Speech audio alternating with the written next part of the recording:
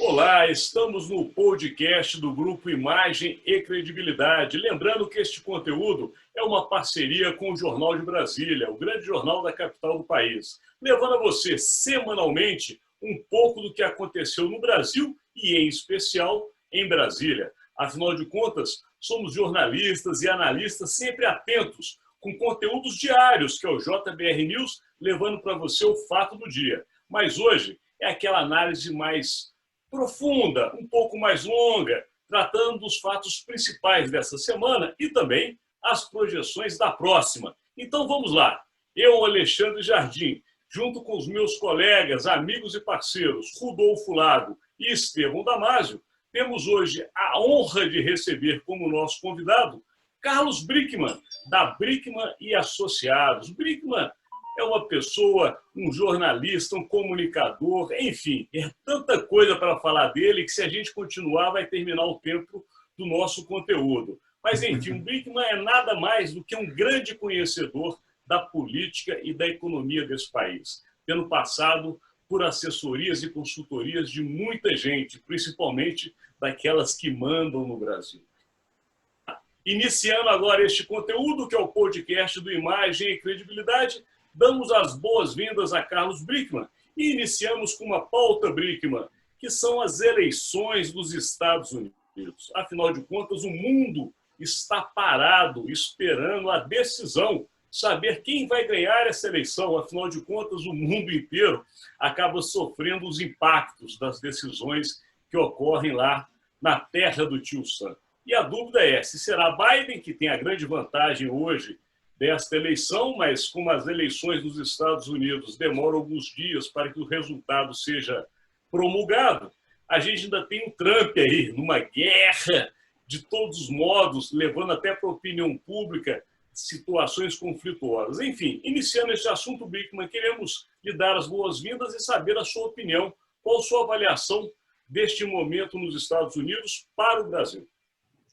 Olha, eu tenho a impressão, algumas coisas são importantes aí. Por exemplo, acaba aquela brincadeira do Bolsonaro achar que ele é amiguinho do Trump. Ninguém é amiguinho de presidente da República, principalmente dos Estados Unidos. Você tem, uma vez, eu acho que o Hélio Silva falou isso do Carlos Lacerda, que ele não tinha amigos, ele tinha momentos de amizade. Os países não têm amigos, eles têm momentos de interesse comum. Os Estados Unidos entraram em guerra com a Inglaterra, se aliaram à Inglaterra. Então, temos de lidar o seguinte, nós somos um país importante, os Estados Unidos são um país importante, temos de ter um relacionamento correto, diplomático, podemos até ser aliados, mas sabendo que eles vão botar os interesses deles em primeiro lugar. Se eles puderem importar a soja brasileira a 10% do preço, eles vão oferecer 9%. Né? Então, é isso que é o jogo. Eu acho que o importante lá, então, não é nem quem vai ganhar, é a derrota do Trump. O Trump é um ponto fora. A gente pode até chamar Brickman, deixa eu só aproveitar esse gancho que você deu, porque é interessante, né? A derrota do Trump. Você acha que, mesmo perdendo em número de votos populares de delegados, como já está se desenhando, o trumpismo, entre aspas, vai ser derrotado? Os Estados Unidos estão completamente divididos sobre isso. Não, ele tem uma votação extraordinária, mas ele não ganhou. E isso também é importante para uma boa parte do eleitorado dele. O Trump era o cara que vai nos levar ao poder. Não, o Trump não nos levou ao poder. Perfeito. Os republicanos, eu acho, agora é palpite, que eles gostariam muito mais de ter um Ronald Reagan que fala mais baixo do que um Trump. Mas, enfim, pode ser. Se você olha o mapa dos Estados Unidos, é curioso, você tem as bordas azuis, e o meio vermelho dos democratas, e o meio é maciçamente vermelho dos republicanos. Que o Bolsonaro não nos ouça, senão ele rompe com os republicanos, né? Será que ele sabe que lá é vermelho? É que eles isso são aí. vermelhos lá antes dos comunistas, né? Agora, Exatamente. ô, Rodolfo, é interessante, Jardim, o Brinkman, os republicanos estão praticamente com a mão no Senado, né? Eu gostaria de ouvi-los, viu, Alexandre? Estou fazendo papel aqui, mas é interessante aproveitar toda a sabedoria e experiência do Brinkman Claro. e do Rodolfo, que os dois viveram muito esse congresso, né? Como que será um governo Biden com o Senado republicano? Enfim, isso vai pesar, vai fortalecer esse trumpismo?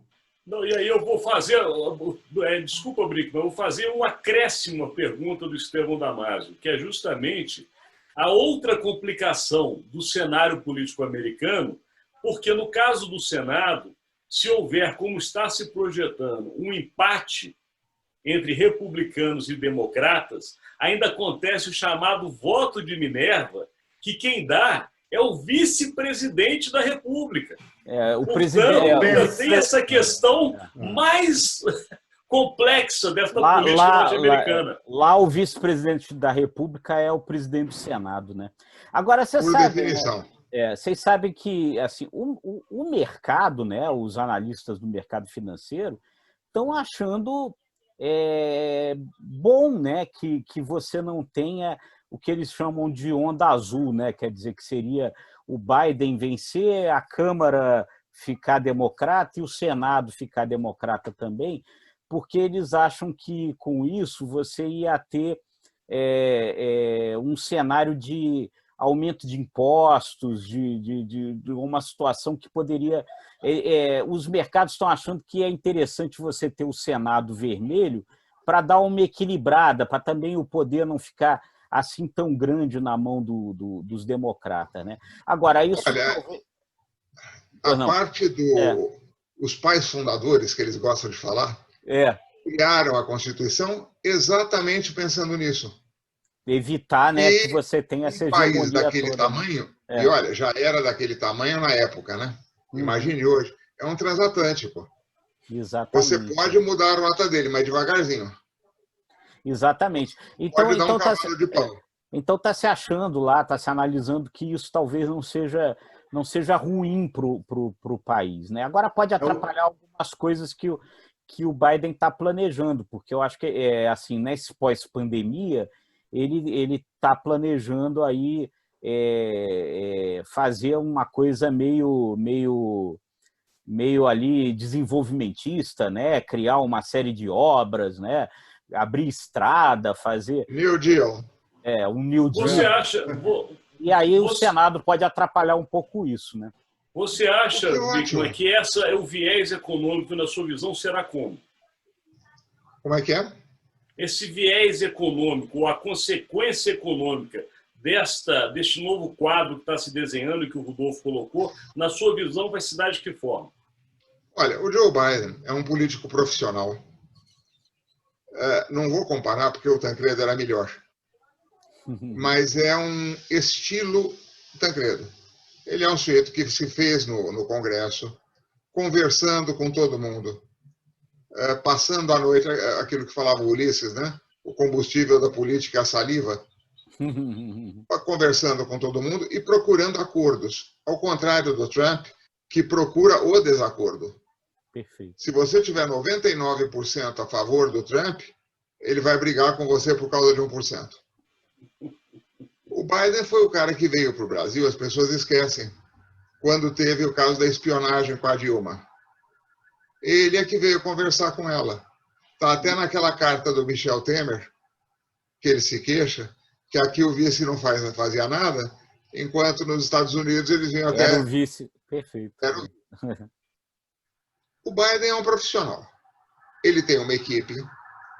Essa equipe é composta, como sempre nos Estados Unidos, de gente de várias tendências, que vão se chocar lá dentro e vão chegar a uma solução não disruptiva. É muito raro eles chegarem a uma guerra interna. Eles vão chegar devagarzinho. Por exemplo, o pessoal diz assim, e o Biden com o Brasil, quando o Bolsonaro só faltou ir lá votar no Trump? Nada. Primeiro, ele vai ter de decorar o nome do cara.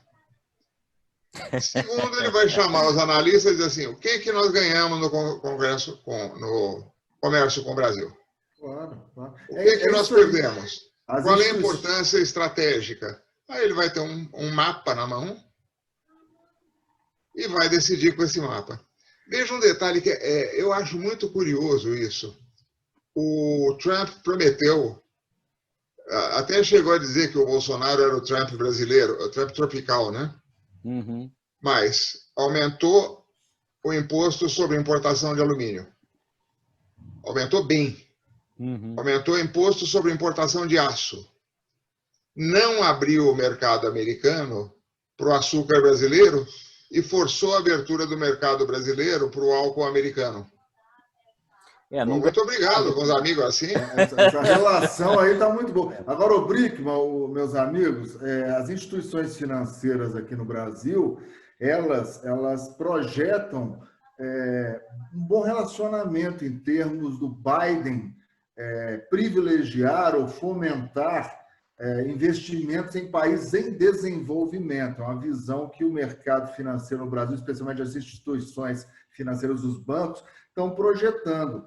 E eu acredito também que essa visão não radical de mundo que o Biden tem, ao contrário do seu opositor, vai mudar também a relação entre Estados Unidos e China, né? É uma relação, obviamente, vai continuar competitiva, acirrada, porém, com o Biden eu prevejo uma relação menos tensionada. Isso para o Brasil tem que ficar esperto, porque fica abraçando os Estados Unidos, a China é a maior economia do mundo. Isso vai gerar também mudanças na diplomacia brasileira. Vai, que está na hora de aproveitar isso, né? Claro. Você tem, de um lado, a maior potência econômica do mundo, em PIB per capita, e do outro, a maior potência econômica do mundo em PIB geral. Ótimo. Os Estados Unidos são nossos competidores agrícolas e a China está aproveitando isso para importar dos dois. Agora está na hora da gente aproveitar em outras áreas, trazer investimentos chineses para o Brasil. Eu não entendo por que o pessoal está com tanto medo. Exato. E no fundo, né, Brickman, é o que a gente sempre fez, né? A gente parou de fazer agora, né? Os governos militares, a ditadura militar, a gente tinha relação econômica com a União Soviética, né? As grandes empreiteiras brasileiras construíram hidrelétricas na União Soviética. A gente não parou de ter relação lá num período muito mais complicado de Guerra Fria, né? Quer dizer, essa política diplomática brasileira hoje, ela do Bolsonaro, é uma coisa que nunca tivemos, na verdade. Olha, talvez no comecinho do governo Castelo Branco, eu não sei se vocês lembram, que foi muito engraçado, 64, lido hoje, né? Uhum. Proibir o balé Bolshoi de vir para o Brasil. E aí começou aquela coisa, vamos entrevistar as pessoas nos jornais e tal. E um dos entrevistados foi o Paulo Machado de Carvalho, o Marechal da Vitória, que concordou com a proibição do Bolshoi. Eu falei, pera um pouquinho. O Brasil foi para a Suécia e ganhou da Rússia. Né? Por que não pode? Eu disse, não, porque todas essas coisas têm conotação ideológica. Então, proibir o Bolshoi está certo. Agora a gente acha engraçado. Uhum. Tem coisas que fizeram em certa época da Revolução que eu nunca soube se era verdade. Aliás, eu não sei se...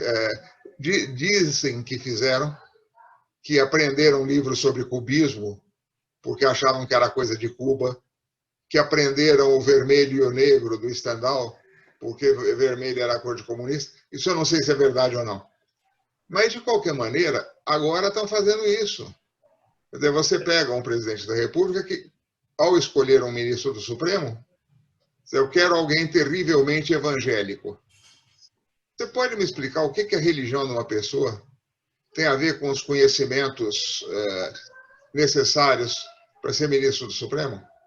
Agora o que acontece, Brickman, é que, na verdade, o que vocês disseram é o que de fato acontece. Na política não há amizades, há interesses.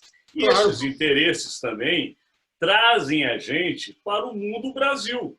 Porque se nós estamos falando de um momento eleitoral nos Estados Unidos, nós temos que lembrar que está havendo, neste momento, as eleições municipais do nosso país. E são eleições que determinam o rumo, inclusive, das eleições majoritárias de 2022, porque o quadro brasileiro é formado nas cidades, e são justamente as eleições de prefeitos e também vereadores é que definem um pouco do que ocorrerá nas próximas eleições, tanto para o Congresso Nacional quanto para os governos estaduais e, claro, a presidência da República. Então, Brickman, vamos falar um pouquinho aqui de eleição Brasil. Neste momento, a gente está vendo aí, inclusive na sua cidade, você que é um conhecedor de São Paulo, uma reversão das projeções. Celso Russomano, que começou muito à frente nas pesquisas, parece agora que nem o segundo turno irá emplacar. Como é que você está vendo esse cenário São Paulo, hein, Brickman? Olha, deixa eu só fazer uma coisa que é curioso. Às vezes o pessoal pergunta por que o Quércia teve tanto poder em São Paulo e, de certa forma, no país. Ele foi um municipalista. Uhum. Ele não era um grande orador, ele não era um político excepcional, ele não tinha um relacionamento total, mas ele foi o cara que, em São Paulo, tinha 200 diretórios do MDB. Ele foi para o interior e voltou com 400 e tantos. Ora, a política você faz na cidade, você tem toda a razão. Aqui está acontecendo uma coisa que eu estou muito curioso. Seguinte, o Celso Russomano é um conhecido cavalo paraguaio.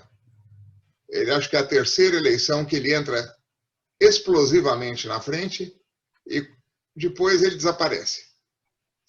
Mas dessa vez ele já estava desaparecendo, ele tinha começado muito à frente do Bruno Covas, que cá entre nós não é um grande prefeito, mas entre os que estão se candidatando, assim, com relação de forças, é o mais palatável.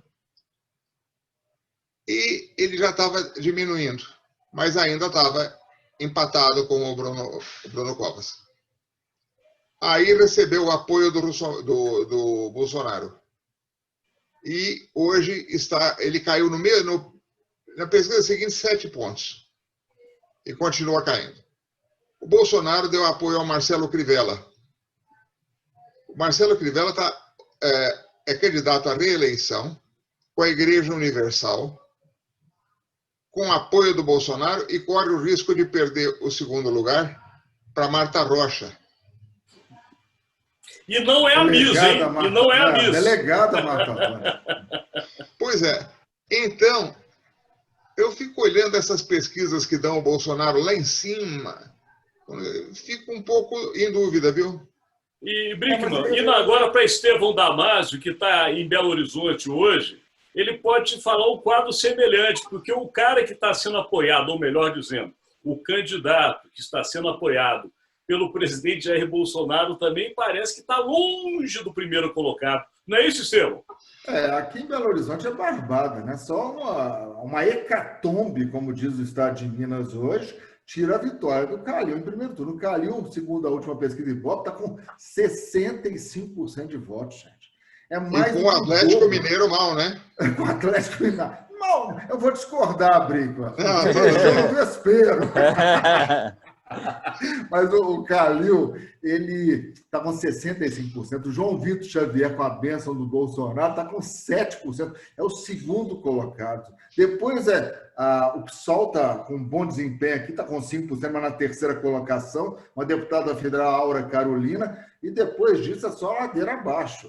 Enfim, a maioria dos candidatos, para que vocês tenham uma ideia, brancos e nulos, 8%. Brancos e nulos têm mais votos do que o João Vitor Xavier, com 7%, que é o segundo colocado. Ninguém tira do Calil, não. E o Rudolfo Lago, que tem uma pesquisa que fala que no Nordeste, se não me engano, em Sergipe, o candidato que está na frente é o não sei, não é isso, Rudolfo? Eu não sei se ainda continua isso, mas chegou a acontecer isso mesmo. Era em Maceió, o primeiro lugar era o não sei, o segundo lugar era ninguém. Depois que vinham... O Zé Ninguém. Agora, você vê que coisa curiosa? O Bolsonaro me vai para Alagoas para fazer elogio ao Collor e brigar com o Renan. Impressionante. Gente, tudo bem. Né? quem elogiar o Collor, elogia. Agora, brigar com o Renan não é bom, né? Não é. Olha, ninguém que tenha brigado com o Renan se deu muito bem, não. Inclusive o próprio Collor, né? Agora, o pessoal não era mais cômodo o Bolsonaro ficar na moita nesse primeiro turno e só se ele falou que depois do segundo. Ele não tem nem partido. Claro. Ele E aí, sem nenhum arranhão. E aí, gente... Ele tem a língua maior que a boca. Vamos ouvir o Rodolfo lá. E aí, gente, se a gente pega aí, tenta fazer aí um cenário mais nacional a partir dessas pesquisas nas capitais, a gente vê o seguinte, talvez, né? É claro, na política as coisas mudam, né? Mas é possível que realmente aquela polarização PT-Bolsonaro, né? E essa história da tal nova política aí, isso já tenha se esgotado muito rapidamente, porque não é isso que as pesquisas refletem, né? Nem estão se dando bem os tais da nova política. Você tem uma série de caras já preparados, prefeitos, gente que já teve outros cargos aí liderando pesquisas em várias capitais, e os caras que são apoiados, seja pelo Bolsonaro, por um lado, seja pelo PT e pelo Lula do outro, não estão bem em lugar nenhum. Como isso vai se refletir para a próxima eleição, ainda não consigo dizer, mas me parece que você talvez esteja superando uma página da história brasileira aí, dessa polarização.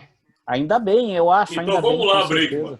Você tem essa resposta para a gente, Brickman? Por que justamente as duas forças políticas não emplacam ninguém nessa eleição? Olha, eu vou começar com uma coisa muito pessoal. Tem um negócio que me enche profundamente o saco, que é o seguinte. O filho do Bolsonaro tem de ser julgado por isso. Mas e o Lula? O Lula foi julgado por isso. Foi julgado, foi condenado. Mas aí disse, olha, o Lula, é estranho ele morar num condomínio de alto luxo na Bahia. Cadê o dinheiro, né?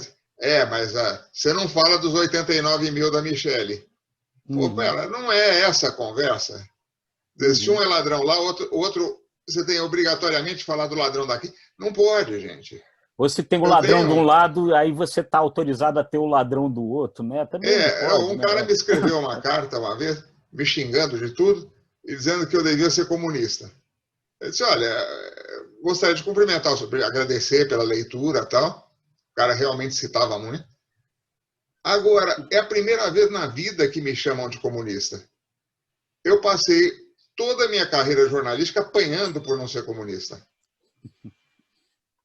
Então, de repente, agora virei comunista. Aí depois eu descobri os outros comunistas da lista dele e me diverti muito. Tinha o Delfim Neto, o Olavo Setúbal, o Passarinho. Comunistas históricos. Não tinha o Roberto Campos também nessa lista, não? Mas se você quiser botar o Roberto Campos, você se lembra que ele tinha aquela comissão que fixava preços? Sucessora da COFAP, Então, ele também, abastecimento e preços. Olha, ele queria administrar isso. Conab, Aí, eu fico imaginando o pessoal falando que o Fernando Henrique é comunista. A gente sabe, o Fernando Henrique talvez tenha sido quando ele era menino. Hoje, desculpe, né? Agora, mas já que você falou dos filhos do presidente, esse é outro assunto. Porque está se falando muito em eleição. Você falou dos filhos do presidente, e a gente tem falado muito em eleições, mas um assunto nessa semana que passou um pouco despercebido é justamente uma matéria importante e de crise para a família do presidente, que é o chamado envolvimento do filho do presidente, o senador Flávio Bolsonaro, nas chamadas rachadinhas, né, que seria um esquema que acontece na Assembleia Legislativa do Rio de Janeiro, onde funcionários dividem ou até repassam quase que integralmente os seus salários para os parlamentares. Então, diante deste episódio, eu vou voltar a Rodolfo Lago, porque Rodolfo ficou muito atento a essa notícia e queria saber, Rodolfo, qual a sua análise desse fato que bate às portas do Palácio do Planalto? Eu acho assim, o Bolsonaro deve dar graças a Deus de estar acontecendo essa eleição americana e a gente está só com os olhos voltados nela, porque a coisa é bem grave, né? O Flávio Bolsonaro foi denunciado pelo Ministério Público por organização criminosa, lavagem de dinheiro, né? Por conta desse esquema da rachadinha, principalmente, quer dizer, porque uma pessoa, uma ex-funcionária dele, chamada Luísa Souza, confessou ao Ministério Público que realmente o esquema acontecia, contou com todos os detalhes como é que essa coisa se dava, que ela recebia um salário de R$5.000, ficava só com R$700 e devolvia o restante todo para o gabinete. Explicou com detalhes como é que essa coisa acontecia. O Ministério Público foi lá, verificou que, de fato, os repasses se davam, né? Enfim, é muito grave. As informações que se tem, Alexandre, Brickman, Estevão, nossos amigos, é que o Bolsonaro, na noite de terça-feira, quando foi informado a denúncia, que ele dava gritos do gabinete dele no terceiro andar do Palácio do Planalto, que dava para ouvir do corredor. Bravo, irritadíssimo com essa coisa.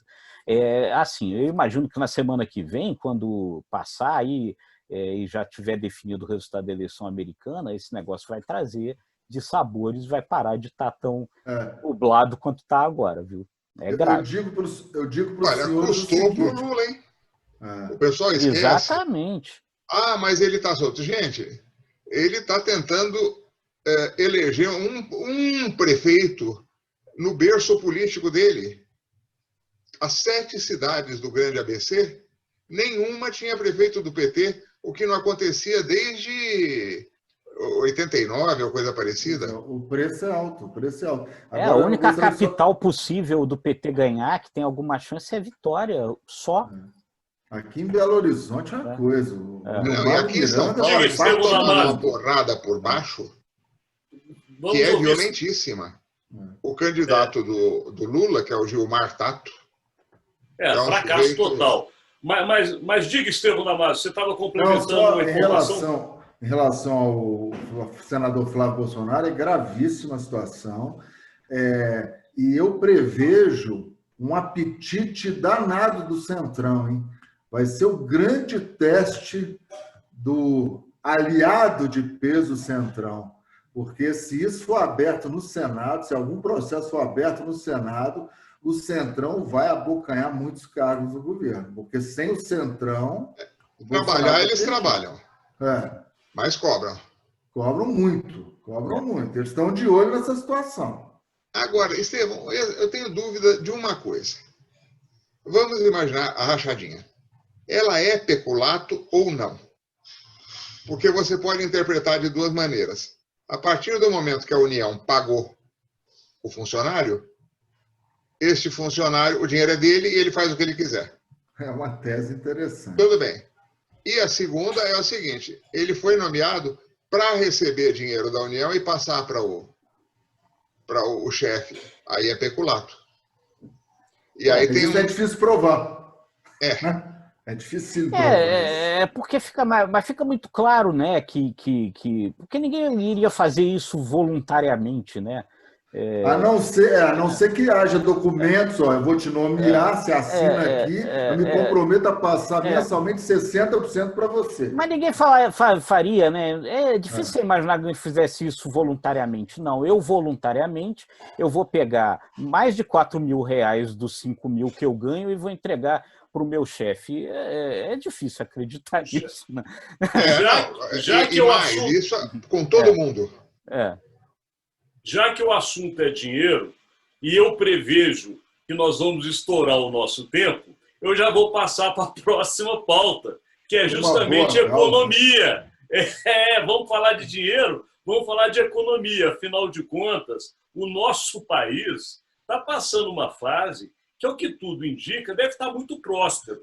Está cheio de emprego, todo mundo com dinheiro no bolso, não há crise, as empresas estão bombando de contratos, porque, segundo o que se vê em Brasília, deve ser isso que está acontecendo, porque a Comissão Mista de Orçamento não trabalha, não temos LDO, não há projeção de 2021, existe um tal auxílio emergencial que diz que segura o comércio, mas o que tudo indica vai acabar em dezembro. Tem um novo imposto para nós, classe média, que não aguentamos mais pagar. Os atuais está chegando mais um.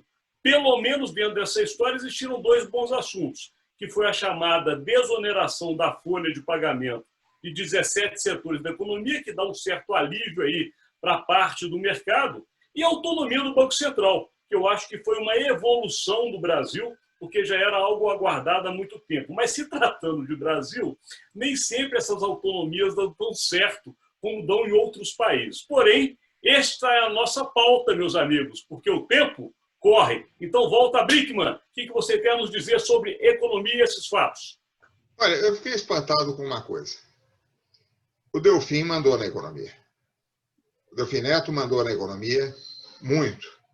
Mas ele nunca tirou o foco dele do ministério que ele ocupava, ou fazendo o planejamento.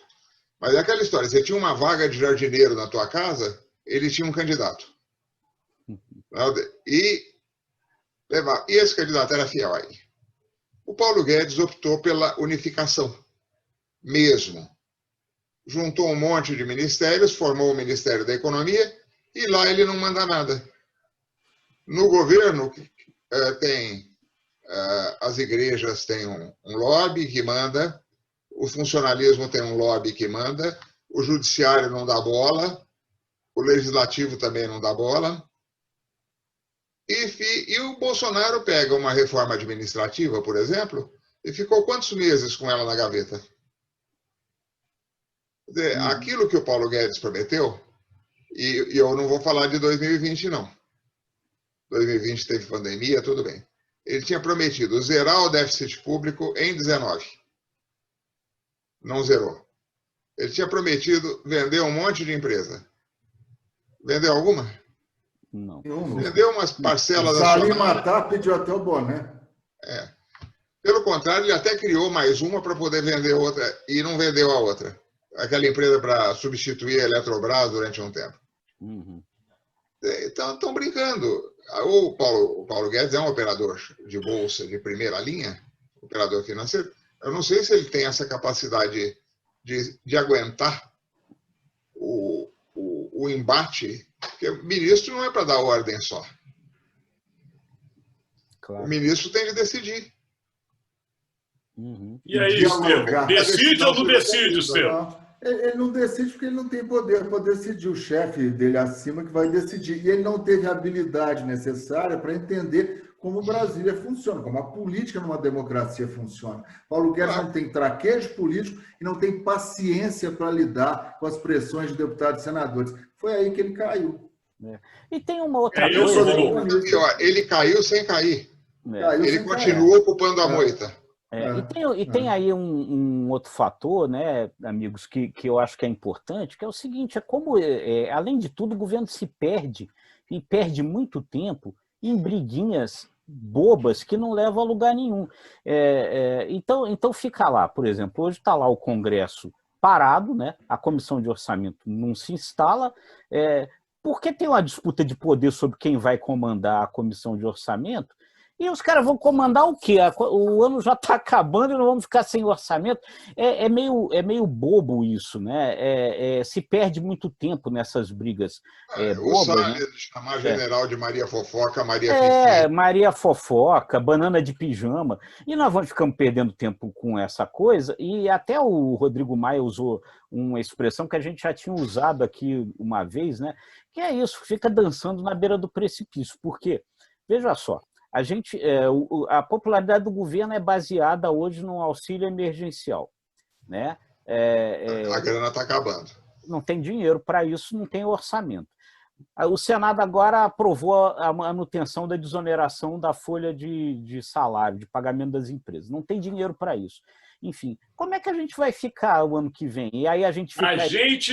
A gente vai ficar exatamente aqui, porque senão vai estourar o nosso tempo e nós ainda temos as projeções da próxima semana. Então vamos para as projeções. Então está contigo, Carlos Brickman, sua projeção da próxima semana. Uma é eleição americana. Eleição americana e suas repercussões no Brasil. E 2, se houver tempo para a semana, Flávio Bolsonaro. Pode ser que ele fique para outra semana, mas vai explodir também. Perfeito. Da projeção de Carlos Brickman para a projeção de Rodolfo Lago. Está contigo. Sem dúvida. Eu vou acompanhar aí a experiência toda do nosso querido Carlos Brickman. São os dois assuntos mesmo, né?